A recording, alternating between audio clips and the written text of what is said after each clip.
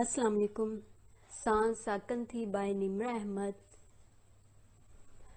Episode 3। वो दोनों कहीं नहीं गए। फजलू रुखसत होकर इनके घर आ गया। रहीम बख्श के बाद वो दूसरा शख्स था जिससे अलमास को डर लगता था। इसकी काली आंखें इंतहाई खौफनाक और स्याह होंठ बेहद मोटे थे। वो खुद भी काफी भारी भरकम और डेल डोल वाला था। आए दिन इनके सहन में मेहमान आए बैठे होते, वो भी इसी की तरह अजीबो गरीब और डरावने होते थे। अजीब जन्नाती और बेहंगम ऊंचे ऊंचे कहकहे लगाते। मर्द इसे जहर लगते थे। शाम के बाद मेहमान सहन में होते तो वो अपने कमरे में बंद हो जाती। साबरा को भी अजीब चुप लग गई थी। वो अब पहले से दुगनी मेहनत करती और आधी उजरत फजलू के हाथ पर रखकर बाकी छुपा देती। इसने सिर्फ अलमास को बताया था कि वो बावर्ची खाने में मर्तबान के अंदर वो पैसे रखती है और ये कि वो रकम बुरे दिनों के लिए है। अलमास को मालूम ना था कि बुरे दिन कौन से हैं और कब आएंगे। इसे तो तमाम दिन बुरे लगते थे। अपने घर के हालात से बचने के लिए या फिर नए अब्बू की चुभती हुई निगाहों से छुपने के लिए इसने एक दफा फिर स्कूल जाना शुरू कर दिया था। 13 साल की उम्र में वो 7वीं पास करके बमुश्किल 8वीं चढ़ी थी। बस एक वो रिजल्ट कार्ड ही था जो इसे पढ़ा लिखा बताता था, वरना मजाल है वो अपने हुलिये से किसी को शक भी होने दे कि वो 7वीं पास है। फजलू से शादी के 10वें माह साबरा एक मुर्दा बच्चे को जन्म देने के बाद बिस्तर से लगकर रह गई। अलमास ने अपनी बहन को देखा था, काली स्याह सूखी सड़ी हुई लागर कमजोर सी बच्ची, जो बच्ची कम और ढांचा ज्यादा लगती थी। अच्छा ही हुआ जो मर गई, वरना घर के अखराजात में से इसका हिस्सा निकालना मुश्किल ही होता। मगर वो अपने साथ साथ साबरा को भी मार ही गई। इस दिन के बाद ना तो कभी साबरा बिस्तर से उठकर बैठी, ना ही इसकी चारपाई के साथ रखी मेज पर मौजूद दवाइयों में कमी आई, बल्कि दिन ब दिन इसकी बीमारियां बढ़ती जा रही थी। ये अलमास थी जो घर का सारा काम करती, नाश्ता बनाती, झाड़ू देती, झाड़ू पोंछा करती, फिर स्कूल चली जाती। वापस आती तो खाना बनाती, फिर शाम को ही रात का खाना बना लेती और इसके बाद अपने कमरे में बंद हो जाती। इसके कमरे में कोई घड़ी तो थी नहीं, मगर वो जानती थी कि सहन से जो कहकहों की आवाजें आ रही है वो रात 2 बजे तक जारी रहना है। आजकल बल्कि पिछले चंद माह से वो मुसलसल जीत रहा था, अभी हारने का मौका नहीं आया था, इसलिए घर का चूल्हा जल रहा था। फजलू का रवैया इसके साथ बुरा नहीं था। वो दोनों ज्यादा बात नहीं करते थे, मगर फिर भी इसकी निगाहों से अलमास को घिन आती थी, खौफ आता था।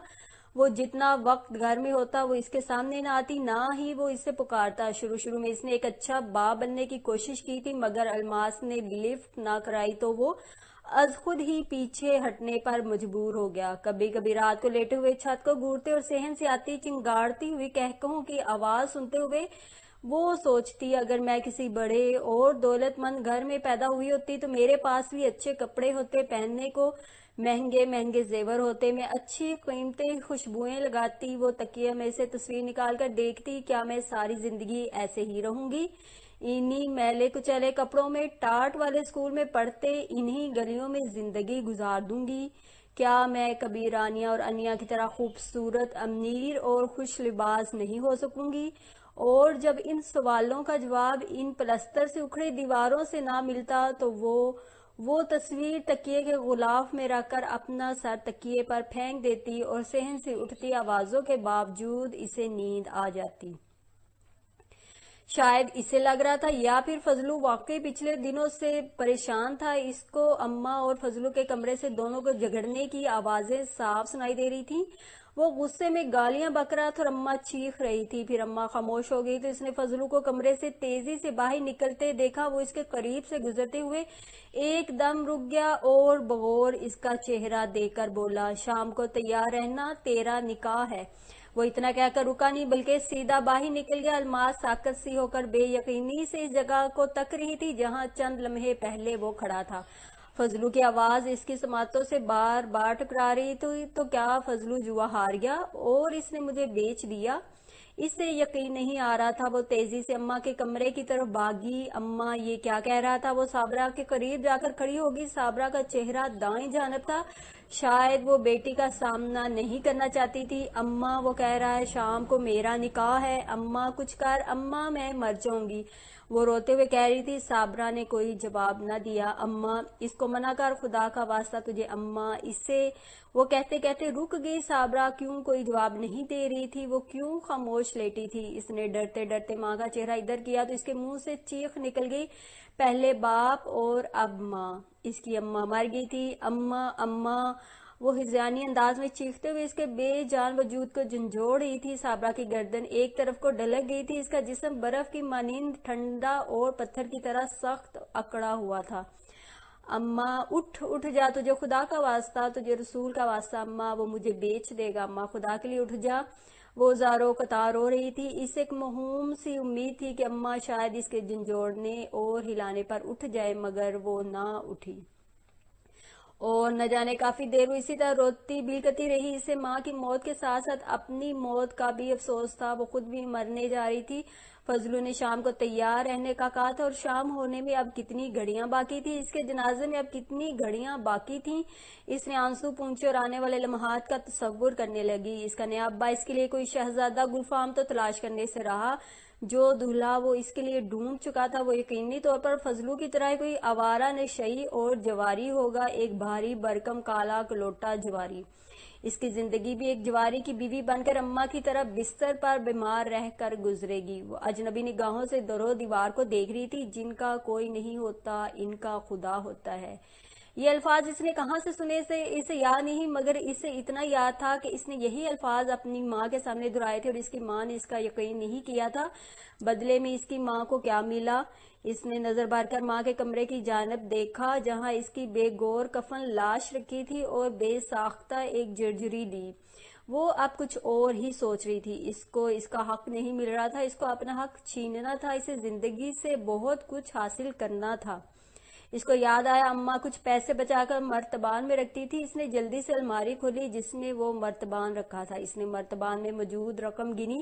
اماں کتنے عرصے سے اس کے لیے رقم جوڑی تھی۔ اس کی آنکھوں میں آنسو آ گئے، وہ تقریباً 2000 روپے تھے۔ اس نے آنسو پونچھے، اب رونے کا وقت نہیں تھا، اسے جلد از جلد یہاں سے نکلنا تھا، ابا کے آنے سے پہلے پہلے تک۔ اس نے مرتبان واپس رکھا اور جلدی سے اندر کمرے میں جا کر اپنے 4 جوڑے ایک بڑے دوپٹے میں گٹھڑی کی صورت میں باندھ دیے۔ پھر یکایک اسے خیال آیا، اس نے تکیے کے نیچے سے وہ پتلا سا شاپر نکالا جس میں وہ تصویر اور کافی عرصے پہلے رانیہ کا دیا گیا کارڈ موجود تھا۔ اس نے وہ شاپر بھی کپڑوں کے ساتھ رکھ دی اور تیزی سے گھر کی دہلیز پار کر کے باہر نکل آئی۔ کل اپریل فول کیسے منانا ہے؟ اس کا خیال تھا باقی سب بھی اس کی طرح کل کے دن کے لیے پرجوش ہوں گے، مگر اس بے تکے سوال پر انجلینا نے جن نگاہوں سے اسے گھورا وہ کچھ گڑبڑا کر بولا، میرا مطلب ہے کوئی پریکٹیکل جوک وغیرہ، تمہیں کس کو بے وقوف بنانا ہے؟ میرین نے تیکھی اور مشکوک نظروں سے اسے دیکھا۔ کسی کو بھی، اس نے لاپرواہی سے کہا، کل تو ہر طرح کی فولنگ جائز ہوگی، تمہیں تو بے وقوف بنانے کی کوئی ضرورت نہیں ریان، تمہیں تو خدا نے بنایا ہے۔ ڈینی نے لقمہ دیا۔ ہنسنا تھا؟ اس نے بیزاری سے پوچھا۔ نہیں، اپنی کمزوریوں پر کوئی نہیں ہنستا، وہ برجستہ بولا۔ میری بات تو سنو، وہ قدرے جلا کر بولا۔ ہاں بالکل بھونکو۔ ریان نے ڈینی کو تیز نظروں سے گھورا اور بولا، دیکھو کل ہمیں لوگوں پر ٹرکس کرنا ہے، ان کے ساتھ مذاق کرنے ہیں، جیسے میں اسٹور فون کر کے کہتا ہوں آپ کے پاس کین میں پرنس البرٹ ہے تو وہ کہیں گے جی ہے، پھر میں کہوں گا اگر ہے تو اسے باہر نکالو۔ وہ تینوں اسے خالی خالی نظروں سے دیکھ رہے تھے۔ پرنس البرٹ تمباکو ہوتا ہے، یہ کین میں ملتا ہے، ریان نے وضاحت کی۔ یہ مذاق تھا؟ میرین نے پوچھا۔ پہلے تو مجھے شک تھا، اب یقین ہو گیا ہے کہ لڑکیوں میں حصہ مزاح نامی چیز ناپید ہے۔ اس نام میں کسی گہری سوچ میں گم انجلینا کمرے میں داخل ہوئی تھی۔ آپ کس مراقبہ میں ہیں؟ میرے ساتھ ایک عجیب سا مسئلہ ہو گیا ہے، وہ اسی گم سم لہجے میں بولی۔ آج کھانا نہیں کھایا لوگوں نے، جو مسئلے ہو رہے ہیں؟ کھایا ہے کھانا، بلکہ میرے حصہ کا بھی ٹھونس لیا ہے، میرین نے اسے کھا جانے والی نظروں سے دیکھتے ہوئے بتایا۔ اچھا چلو کوئی بات نہیں، اینجی نے چاکلیٹس بنائی ہیں، وہ کھا لو، میرین نے لاپرواہی سے کہا تو انجلینا فوراً کچن میں گئی۔ اس کی واپسی ایک کینڈی ڈش کے ہمراہ ہوئی تھی جس میں 4 عدد چاکلیٹس موجود تھیں۔ اندھے کو بھی نظر آ رہا تھا کہ ان کے اوپر چاکلیٹ لگائی گئی تھی۔ انجلینا نے ڈش اس کے سامنے کی مگر اس نے دل نہیں کر رہا کہہ کر پیشکش ٹھکرا دی۔ ان تینوں نے باری باری ایک ایک چاکلیٹ اٹھائی اور مزے سے کھانے لگے۔ وہ سمجھ گیا ان تینوں کا مقصد ریان کو زیادہ الرٹ کرنا تھا۔ وہ چاہتے تھے کہ وہ چاکلیٹس کو ایکسٹرا فنی سمجھ کر کھانے سے انکار کر دے اور وہ آرام سے ان کو منہ میں رکھ کر اس کو یہ بتائیں کہ وہ بے وقوف بن گیا ہے، مگر وہ بھی استادوں کا استاد تھا۔ اس نے یہ ظاہر ہی نہیں کیا کہ اسے شک گزرا ہے کہ چاکلیٹس کے ساتھ کوئی خرابی ہے۔ وہ مسکرا دیا۔ اتنے میں فون کی گھنٹی بجنے لگی۔ وہ بات مکمل کیے بغیر ہی فون کی طرف لپکا۔ ہیلو ہیلو، ایک بچے کی آواز ریان کی سماعت سے ٹکرائی۔ آپ کے پاس کین میں پرنس البرٹ ہے؟ اس بچے کی آواز میرین کے چھوٹے بھائی سے بڑی ملتی تھی۔ جی ہاں ہے، اس نے معصومیت سے کہا۔ اچھا تو 1 پاؤنڈ کا کین کتنے کا ہوگا؟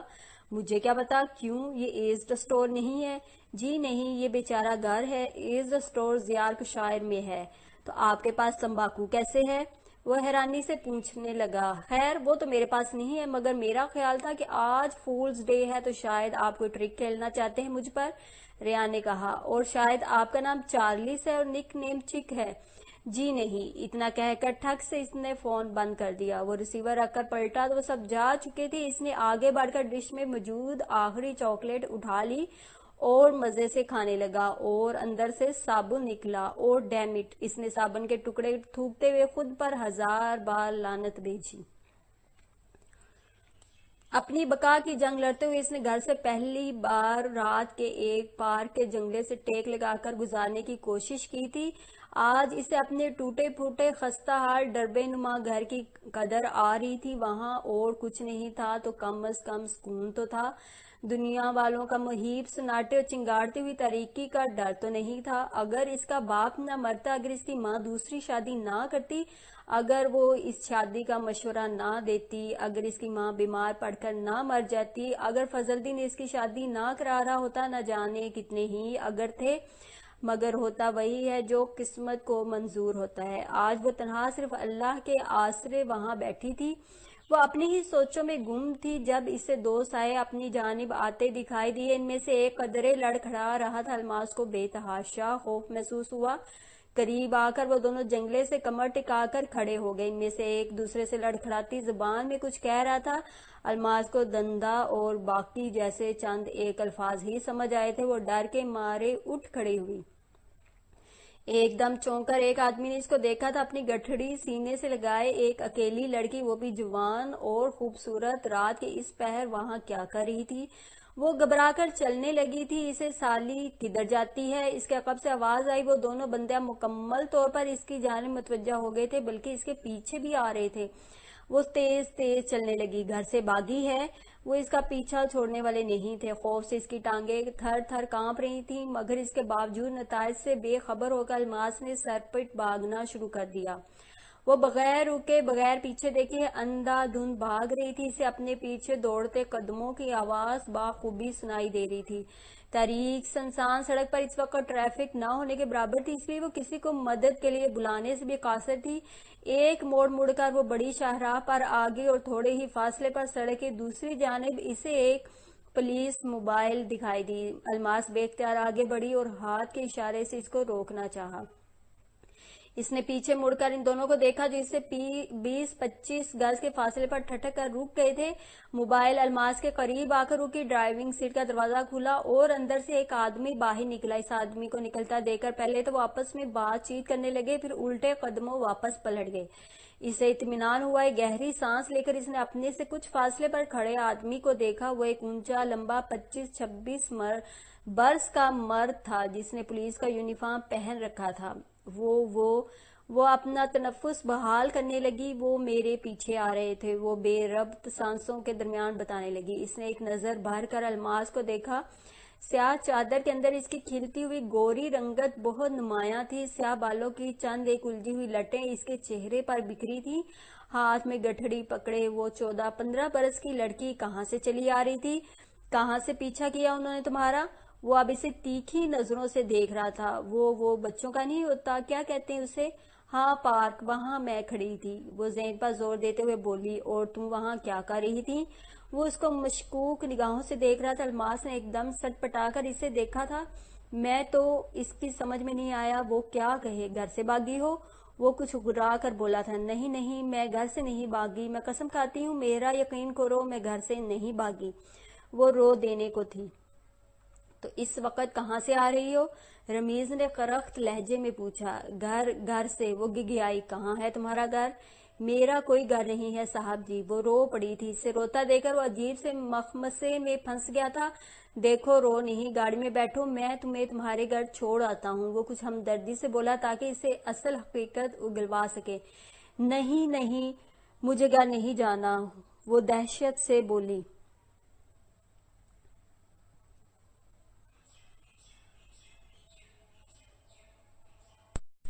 اچھا گاڑی میں بیٹھو، وہ کچھ سوچتے ہوئے بولا اور دروازہ کھول دیا۔ اس کے بیٹھتے ہی رمیز نے موبائل چلا دی۔ کیا نام ہے تمہارا؟ وہ پوچھنے لگا۔ خاموشی۔ کہاں سے آئی ہو؟ اس نے ایک دفعہ پھر کوشش کی۔ ہنوز خاموشی۔ باپ کا نام کیا ہے؟ وہ تحمل سے بولا۔ چپ۔ میں تمہیں تھانے لے جا کر الٹا لٹکا دوں گا تو یہ زبان فر فر بولے گی؟ وہ ڈپٹ کر بولا۔ الماس نام ہے میرا، ابا کا نام رحیم بخش تھا۔ وہ جلدی سے بولی۔ ہوں، کہاں سے آئی ہو؟ وہ ونڈو اسکرین پر نگاہیں جمائے پوچھ رہا تھا۔ گھر سے، اس نے گول مول جواب دیا۔ کہاں جا رہی ہو؟ جہاں اللہ لے جائے، وہ آہستہ سے بولی۔ میں ابھی گاڑی کھمبے میں مار دوں گا تو بی بی، اللہ فوراً ہی تمہیں اوپر لے جائے گا۔ سیدھی طرح بتاؤ گی یا تمہیں تھانے لے جاؤں؟ اس کے لہجے میں دھمکی تھی جس نے الماس کو دبکنے پر مجبور کر دیا تھا۔ مجھے نہیں پتا مجھے کہاں جانا ہے صاحب جی، وہ دھیرے سے بولی۔ گھر سے کیا سوچ کر نکلی تھی؟ رمیز نے اپنا لہجہ کچھ نرم کر لیا تھا۔ کچھ بھی نہیں سوچا تھا، وہ بڑبڑائی۔ وہ تو بغیر سوچے سمجھے نکل پڑی تھی۔ اتنا بھی نہیں سوچا تھا کہ دنیا کتنی بے رحم اور شفاق ہوتی ہے۔ باپ کیا کرتا ہے تمہارا؟ رمیز نے کچھ دیر کے توقف سے پوچھا۔ وہ مر گیا ہے، الماس نے اپنی گٹھڑی کو مضبوطی سے پکڑتے ہوئے کہا۔ چلو ماں تو ہوگی نا؟ وہ موڑ کاٹتے ہوئے بولا۔ وہ بھی مر گئی ہے، وہ گود میں رکھی گٹھڑی دیکھتے ہوئے بولی۔ لو جی، تمہارا بھی جواب نہیں ہے۔ وہ لاپرواہی سے ہنسا تھا۔ باپ کا پوچھا تو وہ مر گیا ہے، ماں کا پوچھا تو وہ بھی مر گئی ہے۔ گھر سے آ رہی ہو مگر گھر کوئی ہے نہیں، کہیں جانے کے ارادے سے ہی نکلی تھی مگر اپنی منزل کا بھی پتہ نہیں۔ واہ! وہ خاموش رہی۔ کیا بتاتی کہ یہی سچ تھا؟ تم لڑکیاں بھی نا، بس ذرا ماں باپ سے جھگڑا ہوا، ذرا کوئی تلخ کلامی ہوئی، گھر سے بھاگ جاتی ہو، اتنا بھی نہیں سوچتی کہ تمہارے ماں باپ پر کیا گزرے گی۔ وہ بیچارے تمہیں پال پوس کر بڑا کرتے ہیں، تمہارے ناز نخرے اٹھاتے ہیں، جبکہ بدلے میں تم لڑکیاں ان کے گلے میں ہمیشہ کے لیے رسوائی کا توق ڈال دیتی ہو۔ میرے ماں باپ مر چکے ہیں، کتنی دفعہ بتاؤں؟ وہ چیخ کر بولی۔ ایک دم وہ پرانی الماس بن گئی تھی۔ کان نہیں ہے تیرے بابو؟ اگر ہیں تو لگتا ہے ان میں سے میل صاف نہیں کرتا، تجھے میری آواز سنائی نہیں دیتی؟ رمیز کو ایک لمحہ لگا تھا سنبھلنے میں۔ کب مرا ہے باپ؟ کافی عرصہ ہو گیا ہے، وہ نخوت سے بولی۔ ماں کب مری؟ ایسے سوال کوئی پولیس والا ہی کر سکتا تھا۔ آج صبح، وہ چڑ کر بولی۔ او گاڈ، تمہاری ماں آج مری ہے اور تم آج ہی گھر سے بھاگ آئی ہو؟ وہ حیران سا ہو کر اسے دیکھنے لگا۔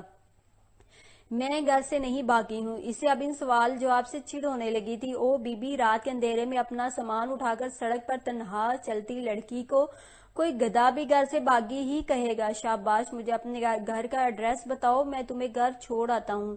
وہ اپنا لہجہ بات کی مناسبت سے اونچا نیچا کرتا رہا تھا۔ مجھے گھر نہیں جانا، وہ احتجاجاً بولی۔ مگر میں تمہیں تمہارے گھر کے علاوہ کہیں نہیں چھوڑوں گا۔ وہ اپنی بات پر ہنوز ڈٹا ہوا تھا۔ نہیں نہیں صاحب جی، خدا کا واسطہ ہے، مجھے اتار دو، یہیں اتار دو۔ وہ سچ مچ گھبرا گئی تھی۔ مجھے لگتا ہے جس کے ساتھ تم بھاگی تھی وہ تمہیں چھوڑ کر بھاگ گیا ہے۔ میری مانو تو اپنے گھر واپس چلی جاؤ۔ میں تجھے کتنی باری بتاؤں، میں گھر سے نہیں بھاگی، تو پاگل ہے کیا؟ رمیز خاموشی سے ڈرائیونگ کرتا رہا۔ چند لمحے یوں ہی گزر گئے، پھر اس کی آواز نے ماحول پر چھائے سکوت کو توڑا۔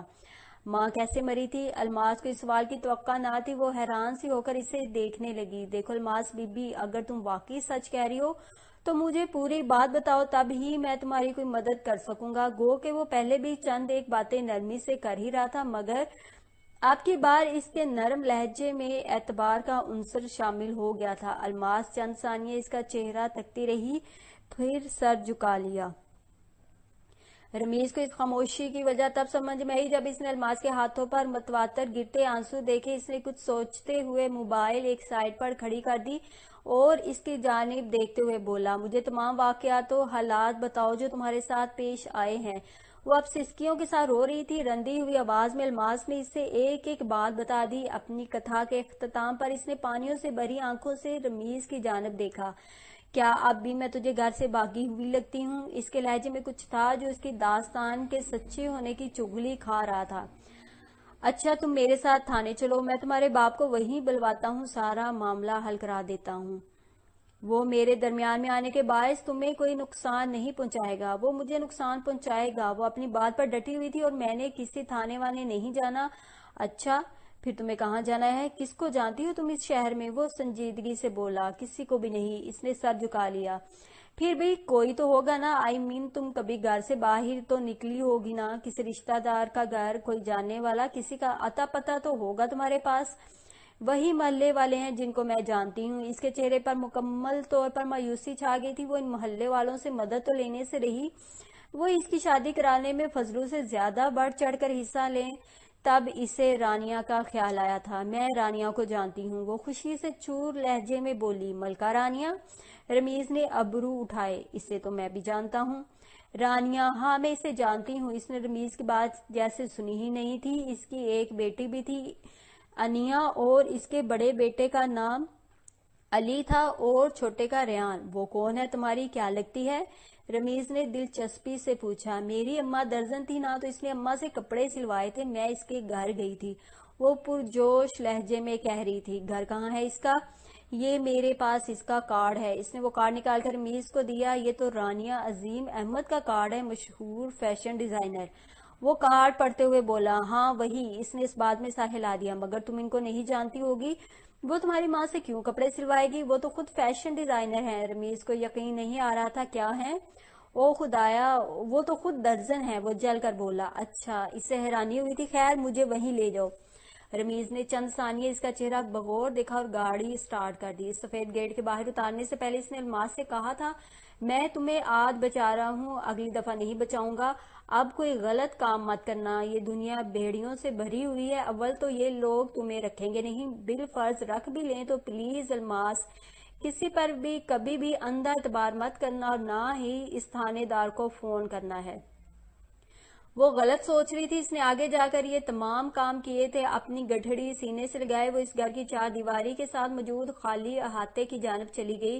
रात के 2 पहर बीत चुके थे। हर सू घुप अंधेरा और सन्नाटा था, सिवाय घरों की बत्तियों के।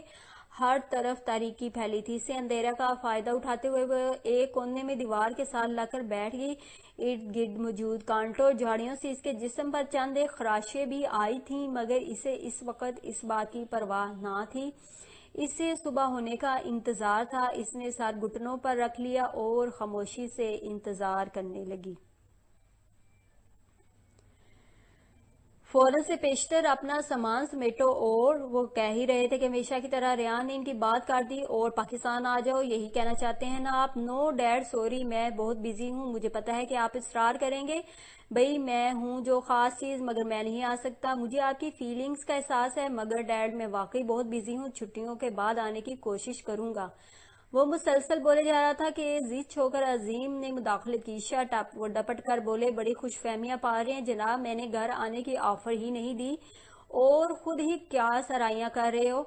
मैं तो ये कह रहा था कि अपना सामान पैक करो और बोर्डिंग हाउस शिफ्ट हो जाए। तुम्हारा पूरा हफ्ता तुम्हारी आंटी घर पे नहीं होंगी और ये तमाम अरसा तुम बोर्डिंग में रहोगे। डैड, वो कुछ लाड़ से बोला था, मैं अकेला रह लूंगा। आप खुद सोचे, बंदा अकेला रहे तो इसमें कॉन्फिडेंस पैदा होता है और आजादी भी होती है।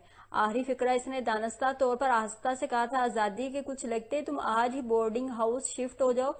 कसम से बड़ा कॉन्फिडेंस पैदा होगा मेरे बेटे में। वो हंसते हुए कह रहे थे। आपको अपने बेटे पर जरा भी एतमाद नहीं है, जो अकेला नहीं रहने देते। इसने अपनी आवाज में दुनिया जहां का दुख समोते हुए जज्बाती ब्लैक मेलिंग की कोशिश की। मेरे लिए एक स्पॉइल्ड चाइल्ड बहुत है, दूसरा नहीं चाहिए। दूसरी तरफ से कहा गया था। इसने रिसीवर को तुंदी से घूरा। मैं रह लूंगा अकेला। वो मजीद था। रेयान, मैंने कहा ना नहीं। वो अब सख्त लहजे में बोले। अच्छा, वो जोर से बोला। रिसीवर खट से क्रेडिल पर पटका। ذرا اور زور سے مارو، ایسے نہیں ٹوٹے گا۔ ہاتھ میں پکڑے کاغذ پر رنگ بھرتی میرین نے طنز کیا تو اس نے گھور کر اسے دیکھا۔ میری خوشی کسی سے برداشت نہیں ہوتی۔ اس نے زور سے صفحے پر مکہ مارا اور پھر ہلکی سی آنکھ کے ساتھ ہاتھ ملنے لگا۔ وہ عادتاً اپنا تکیہ کلام بڑبڑایا، وجہ بتاؤ پہلے، پھر بے شک ناراض ہو جانا۔ یہ میرین کا سٹائل تھا۔ وہ ریان کو باتوں میں الجھا کر ہمیشہ اس کا غصہ ٹھنڈا کرتی تھی۔ علی کو حارث آتی ہے، اسے کچھ نہیں کہتے ڈیڈ، مجھے تو ہفتہ بھی گھر میں اکیلے نہیں رہنے دے رہے۔ سیدھی سی بات ہے، وہ نہیں چاہتے کہ ان کے گھر میں ایک اور خراب اور کرپٹ بیٹا ہو۔ میرین نے بے نیازی سے مسلسل ہاتھ چلاتے ہوئے بولی۔ جو بھی ہے، اس نے شانے اچکا دیے، دل کی بھڑاس نکال لیتا تھا تو پھر اسی طرح ٹھنڈا پڑ جاتا تھا۔ میرین کی جانب سے کوئی جواب نہ پا کر اس نے میرین کی جانب نگاہ کی، اس کے ہاتھ میں موجود کاغذ کو دیکھ کر یکدم چونک کر بولا، یہ تم کس کاغذ کو پینٹ کر رہی ہو؟ دکھاؤ۔ انسانوں کی طرح کاغذ اس کے ہاتھ سے لینے کے بجائے ریان نے جھپٹ کر کاغذ چھیننا یہ کیا کر دیا ہے؟ تقریباً 2 گھنٹے کی لگاتار محنت کے بعد بننے والی میرین کے چھوٹے بھائی کے اسکیچ کو ڈریکولا بنا دیکھ کر وہ صدمے سے بولا، ستیہ ناس ہو میرین تمہارے فیشنز کا، تم نے کیا کر دیا میری تصویر کے ساتھ؟ وہ جھنجھلا کر بولا۔ تھکے ٹوٹتے قدموں سے قریباً صبح 6:30 بجے کے قریب چل کر وہ سفید گیٹ کے قریب پہنچی اور کال بیل پر ہاتھ رکھ دیا۔ گیٹ کھلنے کے انتظار میں وہاں کھڑی الماس کو یہاں آنے کا جذباتی فیصلہ حماقت لگ رہا تھا۔ اسے پچھتاوے نے آن گھیرا تھا۔ اگر انہوں نے اسے نہ رکھا تو وہ کہاں جائے گی؟ یہ سوچ کر ہی اسے ہول اٹھتے تھے۔ تقریباً 7 منٹ بعد گیٹ کھلا اور اسی چوکیدار نے باہر جھانکا جو پچھلی دفعہ بھی وہاں موجود تھا۔ کیا کام ہے بی بی؟ وہ اپنے مخصوص کرخت لہجے میں پوچھنے لگا۔ مجھے رانیہ بی بی سے ملنا ہے، وہ بمشکل بول پائی تھی۔ بھوک، تھکاوٹ اور نیند سے اس کا برا حال تھا۔ کس سلسلے میں؟ وہ ہنوز اسی لہجے میں الماس سے مخاطب تھا۔ مجھے ان سے کچھ کام ہے۔ وہ اب منت کر رہی تھی، خدا کے لیے مجھے ان کے پاس لے چلو۔ چوکیدار کو غالباً اب اس پر ترس آ گیا تھا۔ اس نے راستہ چھوڑ دیا تو اندر آگے اس کے قدم من بھر کے ہو رہے تھے۔ چوکیدار نے اسے لان میں اسی جگہ پر بٹھا دیا جہاں 2 برس پہلے بٹھایا تھا اور خود اندر رانیہ کو بلانے چلا گیا۔ الماس کو لگ رہا تھا جیسے ماضی خود کو دہرا رہا ہو۔ سب کچھ پہلے جیسا تھا، حتیٰ کہ وہ لان اور چوکیدار بھی، بس وہ بدل گئی تھی اور اس کے ہمراہ آج اماں بھی نہیں تھی۔ کون ہو تم؟ الماس بری طرح چونک کر حقیقت حال میں واپس آئی تھی۔ اس نے سر اٹھا کر دیکھا تو سامنے رانیہ کھڑی تھی۔ میں الماس ہوں جی۔ وہ جلدی سے اٹھ کھڑی ہوئی، صابرہ درزن کی بیٹی۔ کون صابرہ درزن؟ رانیہ چمبے سے بولی۔ الماس کا تو سر چکرا کر رہ گیا۔ اس زاویے پر تو اس نے سوچا ہی نہیں تھا کہ رانیہ اس کو پہچاننے سے انکار کر دے گی۔ بی بی جی، آپ نے میری ماں سے چادریں سلوائی تھی، یاد ہے آپ کو؟ آپ نے اماں کو 4,000 روپیہ بھی دیا تھا۔ رانیہ چند لمحے دماغ پر زور ڈالتی رہی، پھر بولی، کب کی بات کر رہی ہو؟ 2-1 سال تو ہو گئے ہیں جی۔ اوہ اچھا، ہاں۔ رانیہ ہنس پڑی، یاد آ گیا۔ کہاں ہے تمہاری ماں؟ وہ مر گئی ہے جی۔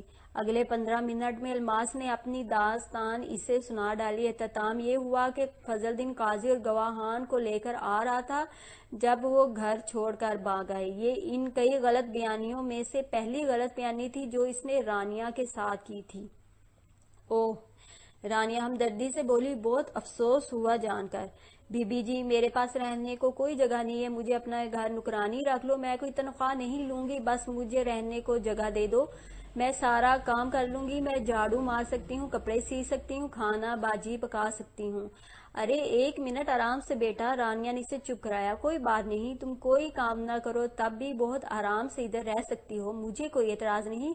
مشکل وقت کسی پر بھی آ سکتا ہے، کچھ لوگ بولتے ہیں تو مخاطب کو لگتا ہے پھول جھڑ رہے ہیں۔ رانیہ کا انداز بھی ایسا ہی تھا۔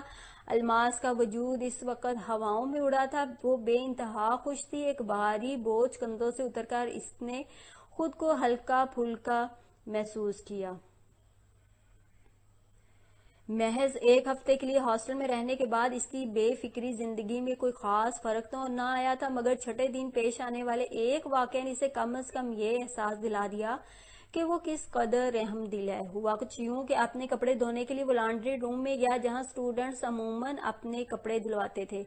باسکٹ سے تمام کپڑے اس نے تیسری قطار میں رکھی، آخری واشنگ مشین میں الٹ دیے اور سرف وغیرہ ڈال کر بٹن گھما دیا اور خود کافی لینے کافی شاپ کی جانب چل دیا۔ کافی لے کر وہ لانڈری روم میں داخل ہوا تو کاؤنٹر پر بیٹھی مسز ڈیمن نے کچھ تل ملا کر اسے دیکھا۔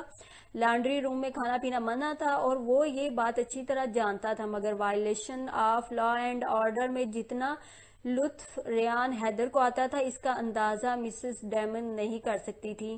اس کو صرف اتنا معلوم تھا کہ ہاتھ میں کافی کا کپ پکڑے وہ لڑکا اپنی کلاس کا سی آر ہونے کے ساتھ ساتھ فٹ بال ٹیم کا کیپٹن، ڈرامیٹک سوسائٹی کا ایڈمنسٹریٹر اور ایک بلی بھی ہے، جس کے باپ کی پرنسپل صاحبہ سے اچھی خاصی جان پہچان ہے۔ اب وہ اس کو کس منہ سے کافی نہ پینے کا کہتی؟ ریان نے اس کی نگاہوں کے جواب میں کچھ چڑھ کر اسے دیکھا اور کفن پھاڑ لہجے میں پوچھا، کیا ہے؟ مسز ڈیمن بنا کچھ بولے جھک کر اپنا کام کرنے لگی۔ وہ لاپرواہی سے آگے بڑھا اور تیسری قطار میں رکھی آخری واشنگ مشین کے پاس آ گیا، مگر یہ دیکھ کر اسے جھٹکا لگا کہ اس کے گیلے کپڑے کسی نے مشین سے نکال کر بے دردی سے نیچے پھینکے ہوئے تھے۔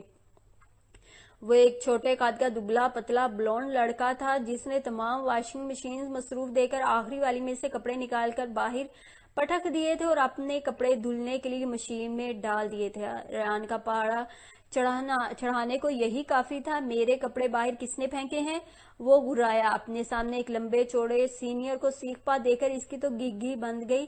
وہ ریان کو بلی ہونے کے ناطے سے پہچان گیا تھا۔ فوراً ہڑبڑا کر بولا، پتہ نہیں، تم نے کسی کو میرے کپڑے نکالتے نہیں دیکھا؟ نو، وہ گھبرا کر بولا۔ ریان کو اتنا اندازہ تو ہو ہی گیا تھا کہ یہ حرکت اسی گدھے کی تھی، مگر وہ پھر بھی بولا، چلو ایسا کرو، یہ مشین بند کر کے کپڑے باہر نکالو، میرے کپڑے اندر ڈالو اور اس ڈگ ہیڈ کے کپڑے لے کر میرے پیچھے آؤ۔ اس کے حکم کی تعمیل کرتے ہوئے وہ لڑکا اپنے کپڑے باسکٹ میں ڈال کر ریان کے پیچھے باہر آ گیا۔ یہ سارے کپڑے برف پر پھینک دو سوائے اس شرٹ کے جو سب سے اچھی ہو۔ اس نے ویسا ہی کیا اور ایک سفید رنگ کا پل اوور نکال کر ریان کو تھما دیا۔ ریان نے کپ میں بچی کافی اس کے پل اوور پر گرائی اور اسے بھی برف پر پھینک دیا۔ تم اچھے لڑکے ہو، بات مانتے ہو، نیکسٹ فرائیڈے آڈیٹوریم میں مجھ سے ملنا، میں تمہیں اپنے نئے پلے دی ساؤنڈ آف میوزک میں کاسٹ کر لوں گا۔ تمہیں بس اتنا کرنا ہوگا کہ 2-3 گھنٹے تک یہاں پہرا دو۔ میں نہیں چاہتا وہ ایڈیٹ اپنے کپڑے لے جائے۔ میں صبح آ کر دیکھوں گا، یہ کپڑے یہی ہونے چاہیے۔ اس کو ضروری ہدایات دے کر وہ واپس ہاسٹل کی طرف چلا گیا۔ اگلے جمعہ وہ لڑکا اس سے ملنے آیا تھا اور ریان نے اسے پلے میں کاسٹ کر لیا تھا۔ اتنا بھی بے رحم نہیں تھا وہ کہ بچے پر ترس نہ کھاتا۔ وہ گھر جس طرح عجیب تھا اسی طرح اس کے مکین بھی عجیب تھے۔ کبھی وہ سوچتی تھی یہ لوگ کتنے مزے سے رہ رہے ہیں، نہ کھانے کا غم، نہ روزی کی فکر، نہ آسائش، گھر کی لونڈی اور ہر شے دستیاب، من پسند کھانا، من پسند لباس، ہر چیز خوبصورت سجی سنوری اور کسی چیز کی کوئی کمی نہیں۔ چاروں طرف سے لان میں گھری محل نما کوٹھی کا سب سے خوبصورت منفرد چیز بیک سائڈ پر بنا سوئمنگ پول تھا، فرنٹ پر بنا فوارہ تھا یا لاؤنج میں بنی سیڑھیاں تھیں۔ ہر کمرے میں قیمتی سے قیمتی پردے، پرتعیش فرنیچر و قالین، خوبصورت ڈیکوریشن، مہنگی پینٹنگز، قد داور کھڑکیوں سے باہر کے دکھائی دینے والے دل فریب مناظر، غرض اس پرآسائش ماحول میں الماس کو اپنا وجود نہایت گھٹیا اور کمتر محسوس ہوتا تھا، مگر ایک تصویر دیکھ کر ہونے والا احساس قدرے منفرد سا تھا۔ وہ تھا ریان عظیم حیدر، جس کی ایک فوٹو سے اسے انسیت ہو چکی تھی۔ اس گھر میں ہر قیمتی چیز موجود تھی، مگر چند ہی دنوں میں اسے احساس ہو گیا تھا کہ ایک کمی تھی، اس گھر میں تصویریں تھیں، جیتے جاگتے انسان نہیں۔ علی، ریان اور انیا باہر پڑھتے تھے جبکہ ماں باپ کے ساتھ چھوٹے بچے ہوتے تھے۔ عظیم مہینہ کا آدھا حصہ باہر اور باقی نصف کا 3/4 آفس میں گزار دیتے تھے۔